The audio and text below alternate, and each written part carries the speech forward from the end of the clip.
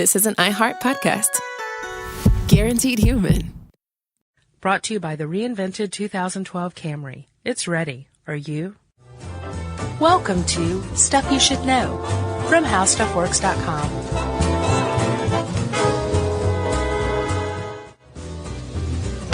Hey, and welcome to the podcast. I'm Josh Clark.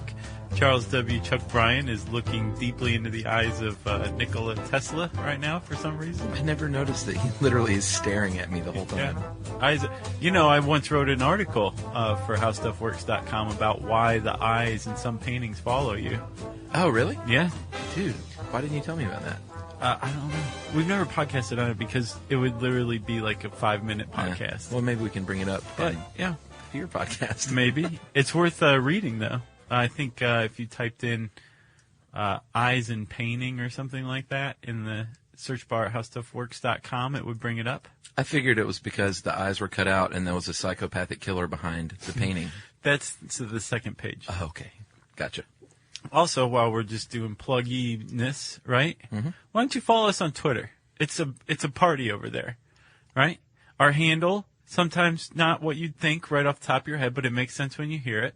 SYSK podcast, right? Yeah. And there's no, we're not like Justin Bieber or Lady Gaga. We don't say stupid stuff about being backstage. We're actually a cool news aggregator, right? Okay. And then also we're on Facebook. We have a Stuff You Should Know Facebook page, Chuck. And Yeah. Chuck, you kill it on that. Interacting with people, coming out, shaking hands in your robe and, Right. with a little shrimp in your mouth from being in the green room. Hey, how's it going? Good to meet you. Thanks for coming out. I can't imagine anything more disgusting than me coming at someone with a robe and shrimp in my mouth. Well, it happens every day on Yeah. Facebook, right? Mm-hmm. And then I guess now, are you ready for the intro? Yes. Yeah? Mm-hmm.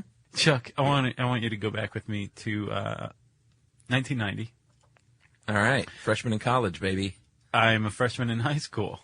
That's about right. And I am in my room in Kennesaw, Georgia, Okay. in my parents' house, and it's nighttime, and I'm reading. I don't remember what I'm reading, but I'm sitting on my bed reading. I'm actually laying with my elbows up on my bed reading, right? And I look over and notice that my closet door is cracked slightly. This is abnormal. Usually my closet door is shut tightly. Still? Yeah, even still. Yeah. Even still, to this day, I don't see any reason to leave it open. Yeah. It's funny how those little things stick around. So I remember making this little comment to myself, that's weird. There's probably somebody in there, right? But I go back to reading. And I get this annoying sensation that's getting my attention out of the corner of my eye, and I look over, and now the door's cracked by about 3 times more than it was before. Well, I have tremendous amounts of sense, so I throw my book down and start running toward the door of my room, right? As I get to my to the handle, my hand's on the doorknob, I start to turn it, the closet door is thrown open, and my dad comes out going, "Roar!" Are you kidding me? I'm not kidding. This is a true story. I went from a standing position with my hand on the doorknob to completely flat on my back in maybe a half of a motion. Yeah. It wasn't even one full motion, right? I was on my back screaming, staring at my dad, screaming in terror, looking at him like you were looking at Nikola Tesla. I see that it's my dad, but I'm so afraid that I can't stop screaming. My mom has time to make it up the stairs into my room and start yelling at my dad, asking, "What did you do to Josh?" And I'm sitting there looking at them having this argument, still screaming, going back and forth. Wow. Your dad's a character, man. He is a character. The Erbil Elvis. He looked so sad and so remorseful when he he realized saw he my messed reaction. up. But I don't think I was wrong in noticing a little glimmer of disappointment in his eye. What happened to you, kid? When did you get to be such a panty waist? So there is my fear story, Chuck. That's my great fear story. We used to antagonize Eddie, my friend Eddie. Yeah. In college, I was roommates with Eddie for years, and we used to scare him all the time. So awful. Coming home from the movie, what was the one with the author, the James Caan? Oh, Misery. Misery. Came home from Misery, and that was a rough one. He and my roommate Booten literally unscrewed light bulbs all over the apartment and like hid in closets. Oh man, you got And it. Eddie was smart enough to turn on the television for light, though. We didn't count on that. Yeah, Next time we unplugged the TV. yeah. It's tough to get one past that. Yeah, it was always fun. And he got a kick out of it, too, you could tell, yeah. which we'll get to later. So yeah, we're gonna get to a lot in this one, right? This is how fear works. This is gonna be a good one, I think. I think it already is, Well, okay. thanks to your story. So Chuck, I think we should start out by basically defining fear. Webster's dictionary defines fear as such. Remember in high school when that was just the way to start your term paper? You thought you were so smart. Yeah. It defines it, oh, it doesn't, but we define it as a chain reaction in the brain. Starts with a stimuli, can be many different things. Oh, yeah. And it ends up with the fight or flight response in the end. Exactly, which we know that you know about the fight or flight response, having listened to this podcast faithfully since 2008. Yes. Right? So we're not going to go into too much detail about the fight or flight response because you already know this. Yes. But suffice to say that fear is An autonomic response. Yes, it is. technically. Which, so the autonomic nervous system, we've never mentioned this before. It's really nervous. It is the nervous system that responds to stress, and it's made up of the sympathetic and the parasympathetic nervous systems. Yeah, I don't think we have talked about that, have we? No, but it's like the umbrella nervous system that's like, whoa, okay, and then calm down, right? Right. And autonomic, I mean, it almost means automatic in this case Right. because it's just triggered. We don't plan it. Right. Fear just happens. That Pointer Sisters song could have been called Autonomic. It's so interchangeable. You know? Right. So yeah, well, there's not a lot we can do, and we don't necessarily know what's going on. Like, analysis of the situation isn't necessarily a part of being afraid. It's more like, get out of there. Right? Yeah. But But it can we'll be, find, too. we'll find that there's other ways that can happen, right? Coming soon, as in a few minutes. Yeah. So let's just go over what parts of the brain are responsible for fear, right? Yeah, and this will come up in a minute here when we describe how the paths go. There's a lot of I foreshadowing. know, so what if we just ended it? But the thalamus picks up on things that you hear and see and smell, and in the way of sensory data. Sensory cortex interprets this. You got the hippocampus. It stores. Remember the seahorse. Yes, that's right. It stores and receives conscious memories and starts to establish like a context for what's going on. Right. In this case, fear. Yeah. Amygdala plays a big part. It decodes the emotions and determines the threat and stores old fear memories. Fear memories, like if something really bad happens to you enough Right. to create like a real fear memory, Right. the amygdala is where that sits. Okay, and then finally the hypothalamus is where it always ends up, no matter which path it takes. And Yeah. We'll talk about those paths. The hypothalamus is the on-off switch for the fight or flight response. It's go time. And the only part of your brain that can tell the hypothalamus whether it's go time or whether go time is past is the amygdala. Right? It's the gatekeeper to the So cool. autonomic nervous system. I'm still just as thrilled about the brain as I was when we first started studying this stuff. I know. I think I'm more It thrilled. amazes me. Yeah. So, Chuck, Josh. there is a guy named Joseph Ledoux. Have you heard of him? No. He is a neuroscientist at NYU, and he came up with two categories for our fear response. He's the dude? Yeah. Oh, okay. And they happen simultaneously. But there is what he's dubbed a low road and a high road. Yeah. And like I said, both of them happen at the same time. But the low road is basically like the quick, nasty, dirty response to fear, right? Like, holy crap. Right. So let's say there's a pretty good example in this article by Julia Layton. Oh, this is Julia? Yeah, actually, both of the ones we're recording today are Julia Really? Layton's. Yeah. Way to go, Layton. She's good. So let's say that you're sitting at home, right, in your underwear with a beer perched on your stomach, and you're just watching some wrestling. Have you been watching me? I have webcam set up in your house. You do a lot of stuff because I encourage you to without you knowing. Okay. So you're sitting at home as such, and all of a sudden your door just starts rattling, right? Yeah. Okay. There's something that's going to happen called the low road fear response, and that is the sound and the sight of your door rattling. Yeah. Is the sensory data that suddenly goes into the thalamus, which sorts it and says, "Hey, amygdala, Yeah. I need your help." Yeah, it's like forwarding the email. Yeah, like there is a potential threat here. Yeah. And we need to respond. Sure. And the amygdala says, you know what? You are 100% right, thalamus. I'm going to contact the Police? hippocampus. Oh, okay. No, the hypothalamus. Right. Right?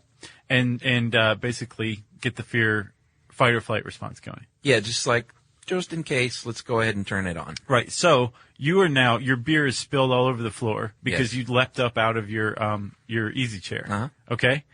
At the same time this is going on, the high road response is taking place. Thankfully.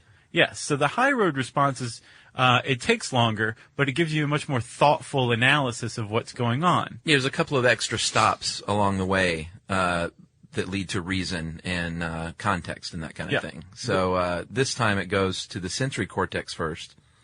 And the sensory cortex says, you know what, this has happened before. Or no, it says like there's more than one interpretation Oh, of that's what's true. going on. Has it happened before? Right. And the hippocampus says, Answers yeah, that. remember that time in that big windstorm, the tree fell outside Right. and you thought the boogeyman was coming to get you. So remember that? Right, like the hippocampus goes and gets your memories to analyze them for context compared to this. Yes. The sensory cortex is saying like, what else is going on here, right? Yeah, is there a like, windstorm? exactly. Is there patio furniture moving? Are there Sure. trees scraping on the window?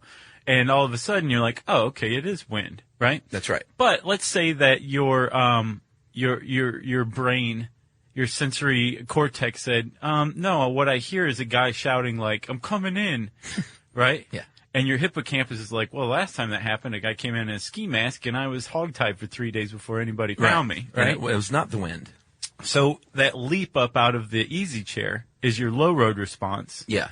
And standing there while your brain's interpreting the rest of the data and then coming to the conclusion that, yeah, there is somebody coming through the door and then running out your back door, that's the result of the high road response. Yeah, or if you determine or inside the brain that, hey, this is just a windstorm, then it sends the message to the amygdala saying, hey, go tell the hypothalamus, just shut down the Right. whole system. Not the whole system, because you'd be dead. But shut down the fight or flight response. It's just trees. Yep. And Emily is on the ceiling still at this point because her high road is probably longer than mine. Yeah. And the low road very, Very quick. yeah. Yes. Well, We that's heard smart. gunshots one time in L.A., and Emily literally was like on the floor. I turned around, I was like, did you hear that? And she was on the ground, like in prone position. That's awesome. Like, wow. But I grew up rough and tumble, so I heard gunshots a lot more than she did. Did you have a hard scrapple youth? I did. I didn't know that. Not like the streets of Akron where Emily grew up. Oh, okay. The tender streets of Akron, Ohio. Yeah, they are very tender. All right, Josh. So you pointed out, which is very important, that both of these things are happening at the same time, and that is why, even if you realize very quickly that there is no imminent danger, you're still going to be coming down from that fight or flight response for a little bit because your low road has also already been triggered, Right. and it all ends in the hypothalamus either way. Yes. Are we done?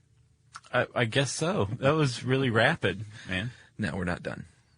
Because we got to talk about emotions, right? And why we get scared. Well, yeah. There's very little argument about what emotions are for, and basically they are motivators, right? Yep. They are survival-based motivators specifically.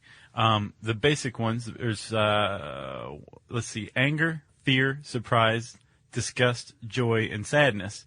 Those are the 6 basic emotions that an anthropologist named Paul Ekman identified in the 1970s, right? Yeah, you see that? 6. We're talking about fear right now, but you could make this is the case for all of at least those basic, if not all, the emotions that a human can experience. Right. Is that they're motivators? They're saying there's something going on with you specifically right now in your environment or in your life in a kind of a meta sense. Right. Or both. Right. Yeah. With fear, it's normally something's in your environment. Yeah, and it's clearly a motivator to survive. Right. So, let's say that you're a caveman. Okay, so I'm back on the couch with my beer Right, watching wrestling. exactly. And you're sitting there. You see a snake. You Okay. just don't have a very good feeling about it, so you don't go up and touch it. Right. But your friend Erg sitting next to you Yeah.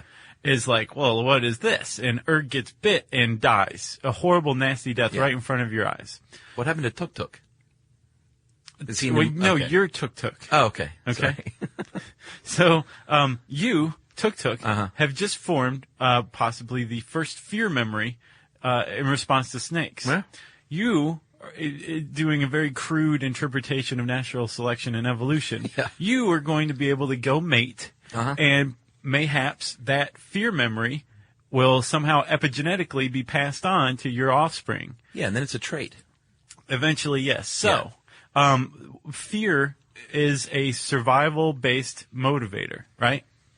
Yeah, and caveman is an apt description because if you feared the right things back in the day, like snakes and tigers and lightning, then you had a good chance of surviving and procreating, and all of a sudden you had a stronger, smarter, wiser population. Exactly. But although this was going on, long ago, and a lot of people argue long before we were humans, but, back when we were still prey to snakes, like Right. primates, that still stuck around, and that's probably where they first started. But we didn't have any idea that this was evolution at work, and it wasn't until like the late 19th century that Darwin really kind of got the attention of the world and said, hey, these are inherent traits that are passed down. Like fear is not something that's necessarily learned, it's something we have instinctively. And he conducted this pretty cool little experiment Yeah. that he wrote about in his book, The Expression of the Emotions in Man and Animals, which was published in 1872. Yeah. And he went to the zoo, right? Well, yeah, he was specifically the debate at the time was about the face of fear, the Edward Munch like holy crap face that everyone gets when they're scared. You took it as being scared? I thought that was a scream of joy. The face of fear? Yeah, Edvard Munch. Oh, really? I thought he was like, I just got the best deal on this muffler. It looked more to me like Home Alone. Oh my gosh. Oh no, that was Joy though at the time. He was glad his parents were gone, right? No, he couldn't believe it. That was, I think, surprise if Okay, anything. right. And Just- then later Joy, and then later sadness. Yeah, when he learned, well, we all know eventually, Yeah. that family is important Yeah. to our happiness. And don't fear the creepy old man in your neighborhood. Actually, you probably should. you fear the probably creepy should. old I man. think Chris Columbus did a great disservice to children by making that such a moral. All right, so yeah, I always interpreted monks because it was called the scream as terror. Yeah, Regardless, that face we all make when we're scared, out of our pants. Darwin went and stood in front of a clear plexi, I guess it was probably glass at the time. I would think it was glad. Plexi. And had a puff at her, jump, leap toward his face, even though he knew he was protected. He still reacted with that fear face and jumped back. And he said basically that my will and reason were powerless against the imagination of danger, even though he's never experienced it. Right. So, like, I've never been bitten by a snake, or actually, they said that people that have never even Been in a room. been in a room with a snake are scared of snakes. Yeah, so he came to this conclusion that fear and, likely all of our basic emotions are very much passed down through the generations, right? Yeah.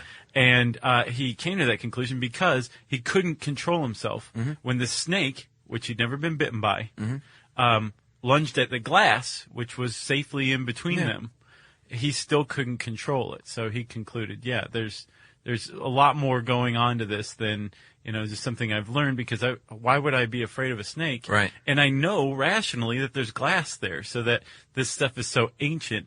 Our modern trappings of civilization, e.g. a glass in a zoo, can't subdue it. Yeah. The same at baseball games when they foul the ball back and they know It's terrifying. there's a screen right in front of you and you will never get hit by a baseball, but people still jump back. And that may be less fear and more just an autonomic reaction to something coming at you. That was Darwin's point. Really? Yeah. That it's the same thing? Yeah, because if we didn't experience fear, like a baseball coming at Yeah, us would true. be like, and then boom. Yeah. Same with anything that we Yeah. move to get away from. Yeah. You always feel like a goober, too, at the game when that happens. Well, that's a higher emotion that supposedly are specific to humans and a couple of other higher primates, which is embarrassment. Yeah. That only exists in relation to other people. Right. I don't think I've said the word goober in like a decade. It's a good one. Just flew out of my mouth. I love goobers. I've said, can I have another goober? But, Yeah, what was that? The peanut and chocolate? Oh, so good. Yeah. So Chuck, Darwin basically said, I'm right, you're wrong, you idiots.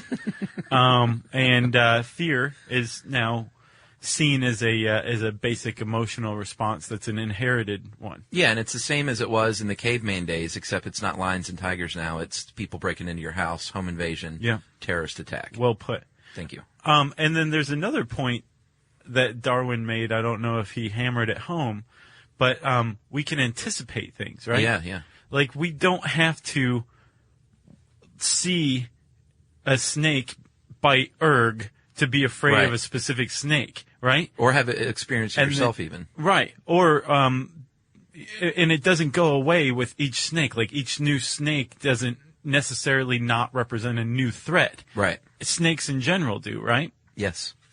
And that's because we can anticipate things, right? Mm-hmm. That's another survival mode that that fear triggers, or that I guess is centered around fear. We can anticipate being afraid, and apparently studies have shown that we can become physiologically and psychologically just as afraid when we anticipate being afraid of something, Right. than when we're actually confronted with that thing we're afraid of. Yeah. Well, which is like a fear of flying would be a perfect example of that. Yes, it would. You can be just as scared, probably, as if you have actually been in a plane crash if you have a really, really intense phobia of flying. Dude, I can tell you that even if It's you've real. never been on even a remotely scary flight, Uh-huh. you can very much be afraid anticipatorially of a plane crash. Yes. It's very scary. You've gotten pretty good, though, right? Dude, I am great. I slept through the last takeoff I was on. Really? I could not believe it. Look at Yumi you. was like, who are you? You checking your pulse? Yeah. And Well, nothing. I was on no scotch, no pills, no nothing. You weren't on scotch? No scotch. Well, that's called fear extinction, and we'll get to that, too. More foreshadowing. Another precursor. That was very anticipatory. So, speaking of conditioning, which we were not, let's talk about a very cruel experiment in the 1920s by Mr. John Watson, Yep. Little Albert. Little Albert was an 11-month-old baby. I think they call Albert a toddler. He was 11 Or an months. they call him an infant, and that's a baby. Yeah. my Starting to toddle. Just starting to toddle. So little Albert, they wanted to teach Albert fear of white rats. The problem was, I guess it wasn't a problem, it was probably pretty good for the sake of the experiment, was that he loved white rats. And when the white rats would come around, little Albert would even reach for them and I guess try to pet them. And until they started playing this loud booming noise. No, you know what they did? They took a claw hammer and a piece of metal and banged it right behind his head every time he went to go touch That was the rat. loud booming noise. Yeah. So it didn't take long before Albert was crying and moving away from the white rats as expected. And not just white rats, Chuck. Rabbits, Really? fur coats, cotton balls. They showed that fear isn't just an instinct that we Right. inherit. It can be conditioned. And little Albert became Siegfried Fischbacher. Here's the worst part. You ready for it? That's not true. You ready? Yeah. Well, no one knows who little Albert is. Well, he wasn't Siegfried Fischbacher. Well, you you don't never know. know. So John Watson was planning on reversing this fear conditioning, Yeah, sure. but was caught having an affair with an assistant and was fired before he could. So So little he Albert just grew up scared. exactly, and Watson went on to get into the advertising game and was successful and actually married, I think, the lady he was having an affair with, but burned all of his notes I think before he died in 1958. So no one to this day has any idea who Really? Little Albert is. When was this, the 1920s? So little Albert would be old or dead. He'd be like 90. Yeah, probably dead. Probably Yeah. died of fright at a young age. Isn't that horrible? That is pretty horrible. But out of this horrible old-timey experiment, which, if you're interested, I wrote like top 5 horrific psychological experiments for the blogs. Yeah. This is one of them. I agree.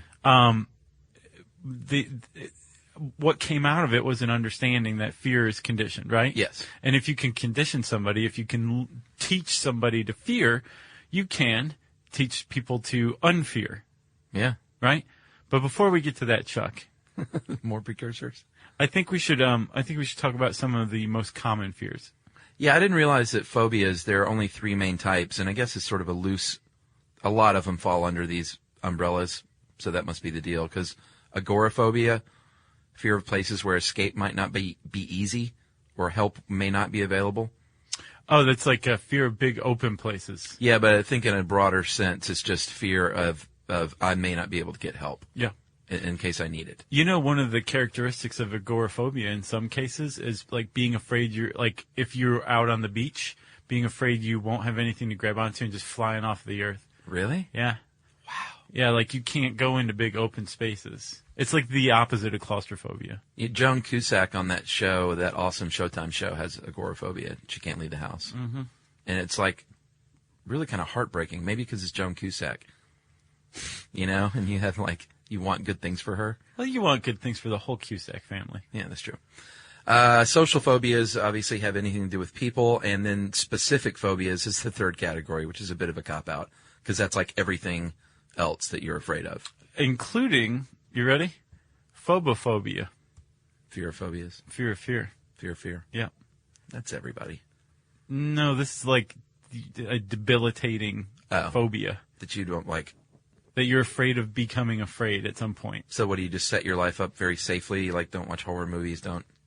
Oh, okay. Well, should we read this Gallup poll? Yeah, and I couldn't find a more recent one. No, this is probably fairly accurate still, though. 2005, and sort of sad, they polled teenagers in the United States, and their top 10 things they were afraid of, terrorist attacks was number one. I wonder if that's still the case. I'll bet it's not. Maybe. Spiders, death, failure, war, heights, crime, being alone, the future, and nuclear war. The future. And I made my own top 5 as a teenager, as a Baptist teenager. Like back then you did? No, I did it today. Oh, okay, gotcha. But this is what little Chuck was afraid of, and this isn't a joke. In order, sex, Satan, alcohol and drugs, sex, and Satan was my top 5. That's hilarious. Wow. And honestly, I even took notes and scribbled things out, and that was about as accurate as I could get it. Huh. And you overcame the first one with the second one with the aid of the third one. But they popped back in at 4 and 5. So. Yeah, when you sobered up. So, common fears, Josh? Dentistry? Yeah. What'd you say? Dentistry, being, or not. I thought that's what you said. Not becoming a dentist, but going to the dentist. Right. Flying, speaking in public. Heights is a huge one. Yeah, we've gotten better at the speaking in public thing, but we still get very Oh, nervous. I still get terrified. Yeah. But I we've don't think overcome I'll it. ever be okay with that. No, not like super like Tony Robbins, free and easy, because I imagine he's a cool customer before he goes on stage. Sure. He's not throwing up. Although, you know, he might take beta blockers. Those are for stage fright now. Is that right? Yeah, it's one of the, you know how every drug on the planet says, well, we've also discovered it helps with this. So beta blockers, evidently a lot of musicians use it. Well, we should start doing beta blockers. Yeah. Okay. Chuck, we were just talking about universal fears, or what a lot of people think are universal fears. And there's some there's some ideas behind universal fears, like snakes, spiders, Sure. things like that they are incredibly ancient, that our fear of them is probably pre-human, back when we were chimps who were getting eaten by snakes. Right. Right? Or who interacted with spiders Sure. on a regular basis, and that's why we can fear them without ever having had a bad experience with one. Right? Yeah, or humans in the case of rats, because rats carried disease that killed large populations of people. Yeah. They think that's why we're scared of rats today. That one is a little hinky to me, because we've only been aware of germ theory since like the 19th century, and I don't really buy that. You don't think one. it's long enough? No, I think maybe rats, like 'Cause we've they watched scuttle. too many rats like chew the eyeballs out of like a sleeping friend. That's why I think we're afraid of rats, not disease. I've never seen that happen in a movie. Really? Chewed the eyeballs out of a sleeping friend? No, I'm saying like in real life, and like, you know. You've seen that in real life. No, I'm saying years and years ago. Okay. Do you understand, really? No, I think I get it now. I think Like way back in the day, back when we were living in caves or terrible shelters. Tuk Tuk would see the rat chew the eyeballs out of Out of Erg. Erg while he was sleeping, and Tuk Tuk was like, "Woo, I need to steer clear of those rats." Okay, but there are some that are not necessarily universal, that are actually culturally bound, right? Or at least regionally bound. Like, a good example in this article is if you live on the coast, you're probably going to have a greater fear of hurricanes than somebody who lives in the Midwest, who's probably going to have a greater fear of tornadoes. Cool. Especially lately, for goodness sake. Yes. God, what is going on? Tornadoes, man. And then there's some that are like, you literally have to live in this particular society to experience this fear. Kind of, not necessarily, because I sometimes experience this fear. There's one in Japan called Taijin Kyofusho. Nice. Kyofusho, right? Which is basically a culturally bound Japanese fear of inadvertently irritating Offending. or offending somebody by being overly respectful or polite. Yeah. So, not only are you afraid of, offending somebody by being disrespectful or not polite enough, there's a threshold where you could be overly polite and offend someone, and there's a fear of reaching that point. Right. Or if you're the president, you might now have a fear of giving a toast in England incorrectly. I have a fear of seeing that again. That was mortifying. It was so uncomfortable to watch. If you don't know, the President Obama recently went to England for a state visit and apparently had a gaffe or two in his toast in front of a lot of people. Yeah. Like he raised his glass first, and the Queen is supposed to do that first. And he had his glass, and did you see she just kept looking down at his glass? And well, he looking was down at giving a his glass. toast during the national anthem. To her. Right. Not realizing that everybody was being quiet, not because they were listening to his toast, but because they were respectfully being quiet during the national anthem, which he was trying to talk over. The aftermath was so awful because he looked around and he realized that no one else has glasses raised, and he just quietly put his glass down. It was awful. Oh, it was so embarrassing. He also signed the Queen's guest book and dated it like May 11th, 2008. Yeah. I So saw apparently that. Obama's living in 2008 still. I think he was nervous as all get out. He was going over great there. in Ireland. He drank a pint of Guinness with everybody. Well, that's because that's the only rule Ireland has. You go to England and they probably give him a dossier of like, don't do this, do that. yeah, I'm and he was sure. probably shaking in his boots. Well put, Chuck. That's why we don't go on state visits to England much. So, Chuck, Yes. we have talked about fear, right? Yes. And we also talked about, well, we foreshadowed, I think, fear extinction, right? John Watson was planning on basically making little Albert's fears go away through a process called fear extinction, which is a type of conditioning. Yeah, but we it's should- like the reversal of it. Yeah, we should point out the reason this is important is because fear is okay in doses because it is a survival tool, but it's not good to live in constant fear. It's not good for your body because it just wreaks havoc on your internal systems because of fight or flight. It's so intense. Exactly. It lowers your immune system, it raises the heart, blood pressure, all that stuff. I think we talked about that in Can You Scare Someone to Death? Yes. Yeah. So fear extinction, any kind of fear conditioning is, say, hitting a claw hammer on a piece of metal behind a baby's head whenever he touches a little white rat, right? Yeah. The opposite of that is having the baby touch the little white rat and not making that horrible sound. You can also say condition rats to fear a sound, like just the tone, like a ding. By giving them an electric shock in their cage every time that ding sounds, they're going to come to fear that sound. If you make that ding without delivering the shock, eventually this fear memory, or this conditioned fear, is going to be unlearned. Yes. And one thing that they learned out of that was pretty interesting is that they theorized that the extinction memories form in the amygdala, but instead of staying there, they're transferred to the medial prefrontal cortex to be stored. So it's still triggered in the amygdala, but that's where the new learned non-fear resides. Right. They think. That's what they think now. Because it's the brain. It's all a bunch of theory. The deal with extinction, too, is exposure. So one of the things that they'll do is, let's say if you're afraid of heights, they'll inch you closer and closer to the edge of the building until you realize, like, all right, nothing's happening here. It's cool. I'm not falling off. And then eventually, if you're exposed to this enough, supposedly, you can reverse some of these fears. Right.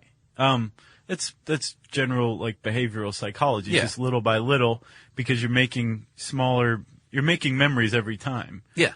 Oh, I didn't get bitten this time. That's weird. So maybe I'll go a little further. I didn't get bitten again. And then ultimately you're like, I'm probably not going to get bitten, so I don't need to be afraid. And that's when you get bitten. Then you're done. Did you used to watch the Bob Newhart show? Oh, yeah. There Wait, was which one? The old one? Or Old one. Yeah, yeah. Yeah, not the old one, the old one. The one from the 70s. Yeah, sure. There was one. Susan Plachette. Yes. There's a great one called Flying the Unfriendly Skies, where he took like a group, one of his groups that was afraid of flying onto a plane, and it's hilarious. I was watching it today, and Really? Penny Marshall's the stewardess, a young, just starting out Penny Marshall. Bob Newhart equals national treasure. Agreed. I said it. Yeah. So, Chuck, if the cognitive behavioral treatment is not working, how about some drugs, man? Yeah, what's the deal with this? Well, there's a protein in our brains called NMDA, N-methyl D-aspartate, right? And it's in the amygdala. And if you inhibit it, so this is a double negative. If you inhibit it, you also inhibit fear extinction. Okay. So scientists reason if you promote NMDA, right, then you will also promote fear extinction. And they're finding that that's actually the case.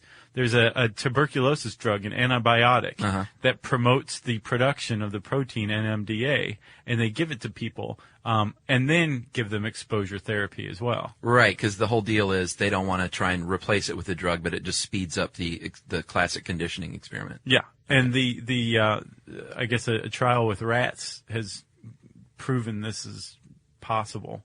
They condition them to fear a sound or a light or something with electric shocks, classical conditioning, and then said, well, here, we're going to inject you with this tuberculosis antibiotic. And the rats that were on the drug learned fear extinction faster than the ones that were doing it without the drug. Right? We talk about one more experiment that we didn't cover? Yeah. And this is neat, but the experiment itself is just sort of hinky to me. What? Because we talked earlier about the thrill of being afraid. That's why people go to horror movies. That's why they get on roller coasters. Oh, yeah, yeah. And people say that it can be akin to sexual arousal. And this dude named Arthur Aaron did an experiment, which I thought was a little odd. Okay. He had men walk across a suspension bridge, 2 different bridges. One, and these were 450 feet long over a 230-foot gully. One bridge was very stable. One bridge was not, and very shaky. And he had the men walk across this, and at the other end of the bridge, he had his very attractive female assistant waiting, asked him some red herring questions that didn't have anything to do with the experiment, and then said, oh, and here's my number if you have any questions. Apparently, 3 of the men of the 33 men, only 2, called the woman afterward who walked across the stable bridge. The guys that walked on the shaky bridge, 9 of the 33 called her. Bam! Proven. No. I know. I guess they just were like, I can do anything. What's your number? Or they're like, hey, I'm very turned on because I almost just died. What's your number? What's your number? Or I'm going to call you. So, Chuck, what do you do if you have, if you don't really want the drugs, you're not debilitated? And I should also say the National Institutes of Health say about 19 million people in the United States alone suffer from mental illnesses that involve irrational fear responses. So everything from a phobia, panic disorder, post-traumatic stress disorder, 19 million people in the U.S. alone. I would have thought more than that. Really? Yeah. Okay. But let's say you're not one of these people where you're not clinically afraid, but you still don't like heights or you can get on a plane, but you are not happy. What are the 8 tips? Well, one, Josh, is that it doesn't matter why you're scared. So it's not like to develop a big understanding of your fear helps you overcome it. It actually delays that progress, is what they say. Yeah, as what Prevention Magazine says. Because number 2 says learn about the thing you fear. Right. I guess not why you're scared, but to learn more about it. Like maybe injecting rationality, this is how often a plane actually goes down or something like that. Yes. Take baby steps. Train yourself to not be afraid. Yeah. Hang around someone who's not afraid of that. Yeah. If you're afraid of heights, hang around with me because I'm not afraid of heights. Right. Talk about it because sharing out loud makes things better. Duh. Play mind games with yourself. And they use the classic example of picturing a crowd naked if you're speaking in front of them. I've heard that that does not help, and it may actually make things worse. I could see that. And don't look at the big picture. Just look at each little one step at a time, and seek help if you have really irrational fear, go talk to someone. Seek help indeed. And seek this article. You got anything else? No, sir. So seek this article by typing fear, F-E-A-R, not F-E-R-E, into the search bar at howstuffworks.com. It's going to bring up this article and some other cool stuff, right? Yes. And since I said that, Chuck, you know what time it is. That's right. You know what the real is. It's time for listener mail. Josh, we're going to call this Hellos from Kazakhstan. Yeah, I just read an article in the New Yorker about Kazakhstan and its new capital. I believe it's called like Astana. Yeah, Astana. The president of Kazakhstan just has sunk billions into creating a new capital in the middle of the steppes of the country. Good for him. And Kazakhstan is the 9th largest country in the world by landmass. Really? It also shares the longest border in the world. It shares it with the Soviet Union. Wow. Go ahead. You're just recalling all this, too. Very impressive. Thanks. And I told this guy that I would make fun of his accent and read it as Borat, and he said, I love it. Nice. Wait, So, that was Yakov Smirnov. Yeah, you're right. Clearly. And he literally titled it Hellos from Kazakhstan. Your podcast is being played in Astana, Kazakhstan. That's the capital. All right, that's where he lives. I discovered your podcast when I once bought an iPod Gizmo. I started my discovery of American culture when I won scholarship to study my 12th grade in American high school. That was an awesome year for a guy who has never been to McDonald's in his life and has never sat in nice single-seat student desks. I guess they sit on benches I there. guess so. Also include the traditional yellow school buses. I live with great host family who further show me culture. After graduating high school, I won another scholarship to study at Canadian College. As you have guessed, in 4 years in Canada, my mentality got synced with Northern American culture. Now I'm back in Kazakhstan and got job in IT field. I'm going to stop that. No, you got to keep going. Oh, no. You got to finish it. I'm writing all this because every day on my way to work, I listen to podcasts, and you guys always bring back good memories of USA and Canada. Awesome. For 50 minutes, I feel as if I'm in USA and Canada. Hope this feeling never goes away. You also make me smile and laugh in buses, and I look like idiot to other gray faces in bus. Other what? Gray faces? Huh. I guess that just means stinky commuters in Kazakhstan. Gotcha. But alas, I wish everyone here understood English to listen to you guys, so they should start their day with smile. Thanks for great work and share of American culture. Izgi Nietpin, which means regards. Okay.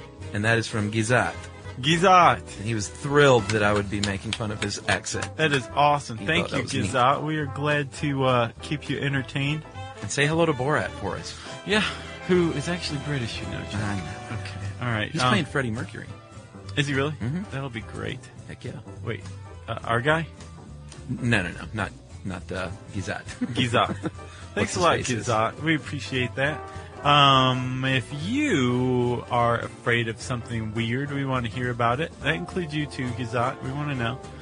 Send us an email at stuffpodcast@howstuffworks.com. Be sure to check out our new video podcast, Stuff from the Future. Join How Stuff Works staff as we explore the most promising and perplexing possibilities of tomorrow. Brought to you by the reinvented 2012 Camry. It's ready. Are you? This is an iHeart podcast. Guaranteed human.